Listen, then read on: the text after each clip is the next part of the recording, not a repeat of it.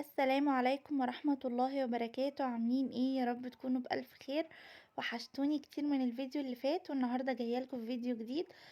أكلة كده لذوذة، يعني نتدفى بيها. احنا لازم نتدفى يا جماعة في الجو ده. حاجة صعبة قوي، والجو صعب قوي بجد بره.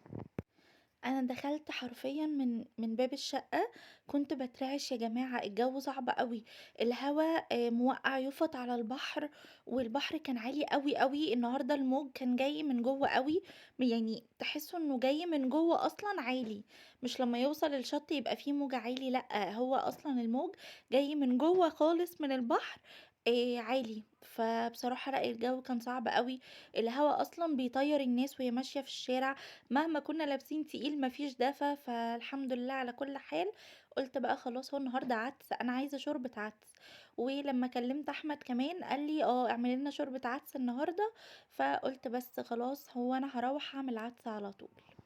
بس بقى دخلت كده بهدومي، قُلت الأول أخلّص الغدا وبعد كده بقى أبقى أغيّر هدومي وأقعد وأعمل كل اللي أنا عايزاه. حطيت بقى معاكم عدس، وحطيت عليه طماطمتين وسط صغيّرين، يعني مايلين يعني هُم وسط كده حلوين تمام، وبطاطساية صغيّرة زي ما أنتم شايفينها كده، وبصلاية كبيرة، وحطيت كمان جزر. ده الخضار اللي كان عندي، وأنا أصلًا بعد كده مش هاحط كوسة، يعني بقيت باحس كده إن يعني العدس بطعمها مش أحلى حاجة يعني. فحطيت بقى زي ما أنتم شايفين كده جزر وفلفل وبصلاية وطماطمتين 2، وحطيت حوالي 3 فصوص توم كده، بس أنا التوم اللي عندي مفروم، وكمان حطيت معاكم ملح وكمون وشعرة من البابريكا المدخنة، خلّت طعمه حلو جدًا، جدًا. سِبته بقى يغلي على النار، ورُحت كده جِبت معاكم بصلتين وسط، قُلت أفرمهم وأركنهم على جنب علشان أشوف ورايا في إيه تاني يعني أخلّصه. أنا هافرُم البصلتين دول في الكَبّة عشان مش قادرة أقطّعهم على إيدي يعني، فهافرُمهم مش هافرُمهم يعني فرْم ناعم، هاخلّيهم كإنّهم متقطّعين قطع كبيرة كده علشان أعمل التقلية بتاعة العدس. هنا بقى كنت حسّيت إن المواعين يعني إيه، مش هتبقى النهارده كتير يعني على الغسالة، فقُلت خلاص بقى هُم كده شوية صغيّرين، فأعملهم كده سريعًا. الأول شِلت كده الحاجات اللي كانت بتتصفّى في الصفّاية، علشان أفضّي الصفّاية للمواعين الجديدة، وبعد كده بقى هادخل معاكم على المواعين هاخلّصهم، على بقى ما العدس كده يستوي، أكون أنا خلّصت شوية المواعين دول. فجِبت بقى هنا الجوانتي بتاعي وقُلت ألبسه. أنا يا جماعة أكتر واحدة في الدنيا ما باعرفش أشتغل بجوانتي في إيدي أبدًا.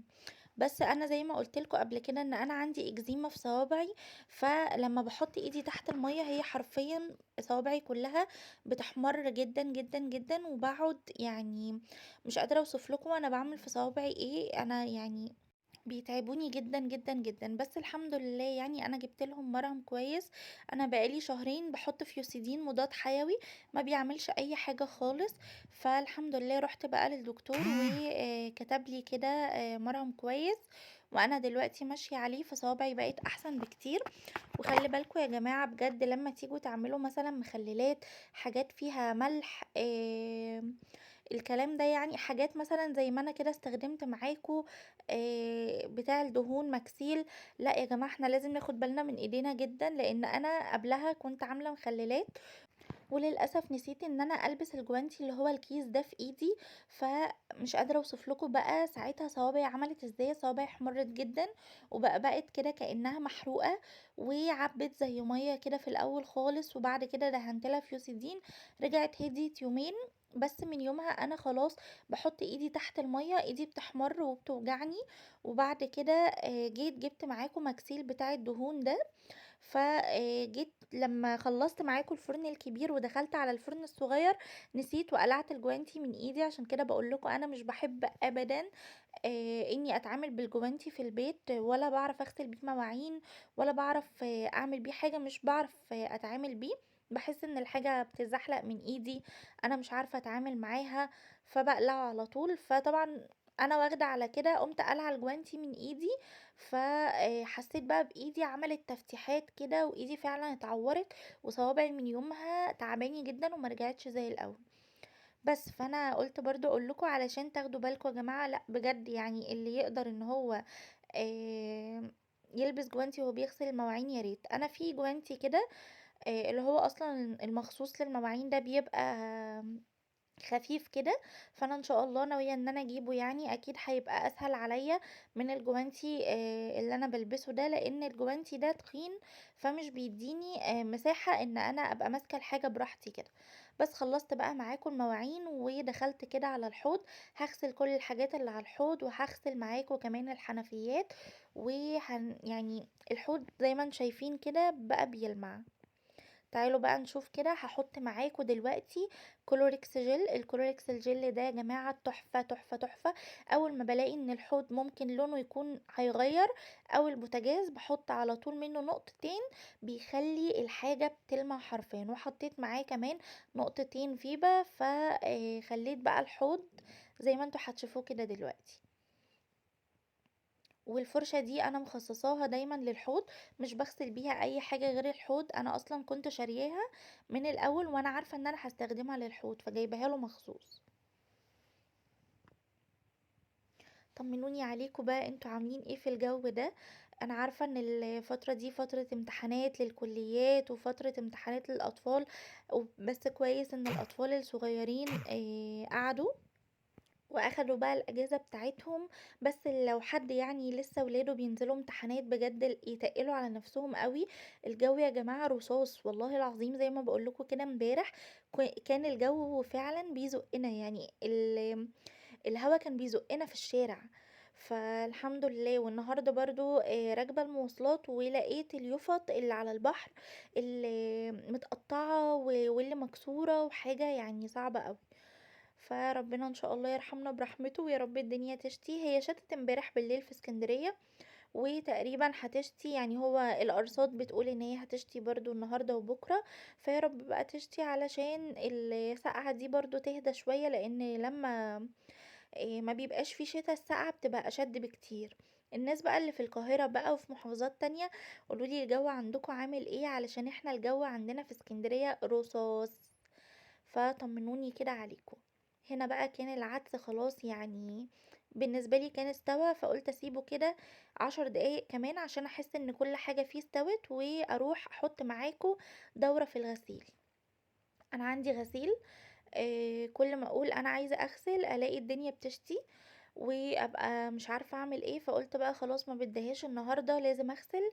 وهنشر كده وافرد الستورة كويس قوي على الغسيل، وامسكها يعني من الجنبين كده كويس علشان تفضل ايه موجودة. وكمان هشوف مشمع وهحطه على الغسيل، بس الغسيل لازم يتغسل، هو خلاص مفيش مفر بقى.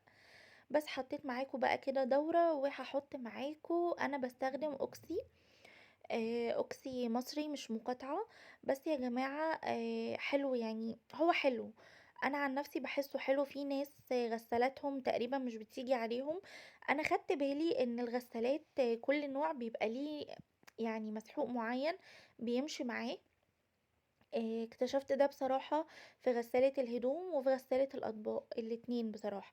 يعني غسالة الأطباق مثلا النوع بتاعي ما بيمشيش مثلا عليها أقراص اسمها لوتفك، ما بحبهاش. وبرضو فينش مشيت معاها كويس، بس فينش اللي هي الالتيميت دي مع ناس تانية لقيتهم بيشتكوا منها. ناس تانية مثلا جابت مسحوق اسمه سباركس. كل اللي انا بقولكوا عليه ده دي اقراص، انا ما استخدمتش الباودر خالص. فمثلا الناس جابت اللي هو سباركس ده، في ناس قالت حلو جدا وبينضف جدا، وفي ناس قالت ما بينضفش خالص. نفس الحكاية الاوتوماتيك، في ناس تحب الاريال جل مثلا او تحب الباودر. انا بحب قوي الاوكسي الجل. والملايات والفوط والحاجات دي باغسلها بالباودر برضو اوكسي. فبصراحة هو حلو ومريحني قوي. وكمان انا وريتكم قبل كده بيركس، انا بحب قوي اجيب اللي هو بيركس الباودر، علشان اللي هو بديل المبيض يعني.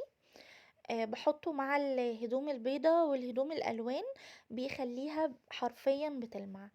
بس بقى زي ما انتم شايفين كده، هنا كان العدس خلاص خلص، وضربته بالهاند بلندر معاكم وصفيته. بس للاسف الكاميرا بعد ما كنت فاكره ان انا فاتحاها لقيتها مقفوله. اصلا التليفون كان فصل وانا ما خدتش بالي ان هو عايز يتشحن. بس بقى جبت معاكم طاسه كده ونزلت معاكم بالبصل اللي احنا فرمناه مع بعض، وهجيب عليه معلقه سمنه بلدي حلوه كده. علشان السمنة البلدي بقى لما هتنزل كده مع البصل على العدس هتدي طعم خطير يا جماعة. هبتدي بقى كده ان انا اشوح البصل بتاعي،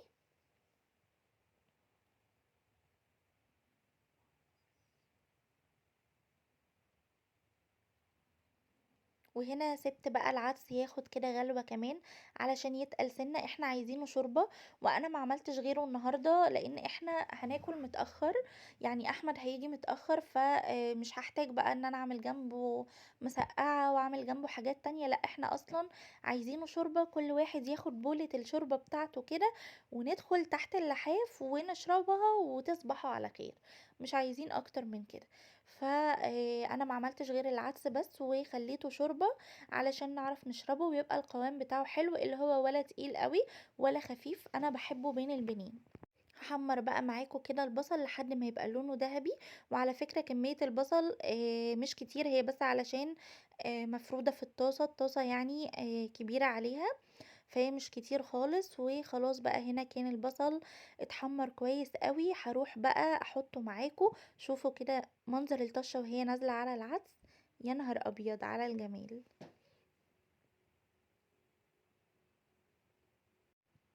بس كده هاقلّب بقى البصل في العدس، وتعالوا بقى أنا هنا كنت لسه جاية من برّه وجعانة جدًا، جدًا، وأحمد برضه لسه قدّامه وقت طويل، وأنا باحب فتة العدس جدًا، جدًا يا جماعة.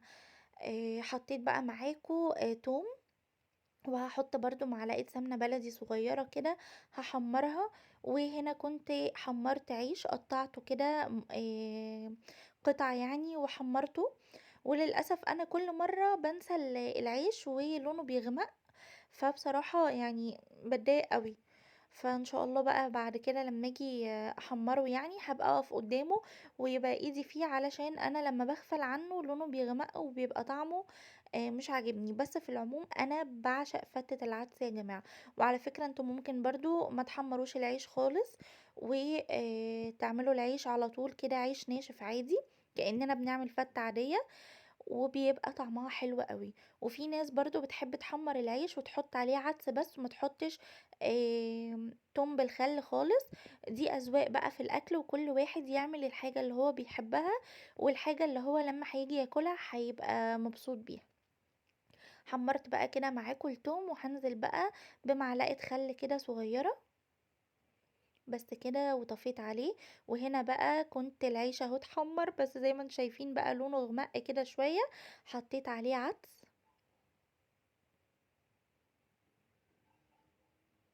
هانزل بقى على الفتة الجميلة القمر دي بالتوم اللي أنا عملته، وهاحط لي بولة عدس كده لوحدها برّه علشان أشربها كده وبس كده.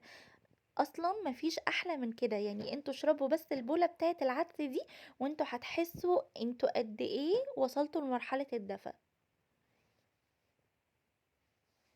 دايمًا في الشتا باحس إن الشورَب هي الأساس، يعني شوربة كريمة، شوربة عدس، شوربة لسان عصفور، شوربة خضار، المهم إن هي شورَب وخلاص، فبتبقى حلوة. وبس كده ده كان الفيديو بتاعي، يا رب يكون الفيديو عجبكم، ويا رب تكون فيديوهاتي خفيفة على قلوبكم، مستنية تشجيعكم ورأيكم في الفيديو، مع ألف سلامة، باي باي.